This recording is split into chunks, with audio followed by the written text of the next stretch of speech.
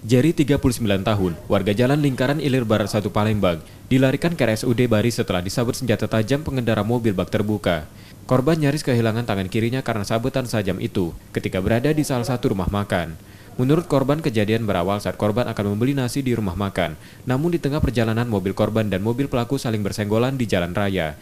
Diduga marah, pelaku kemudian mengikuti korban yang turun di rumah makan. Pelaku yang mendatangi korban langsung menyabetkan senjata yang ia bawa. Mana kamu tuh senggolan awal? Tidak ada senggolan, sepepetan bae itu nah. Apa kata? Terus? Senior bae habis tunjukan bae. Nah, stok kepala apa minasi. Langsung turun dia nunggui rupanya. Aku tidak tahu kan, dia nunggu mobil itu kan. Terus? Dekat aku kan.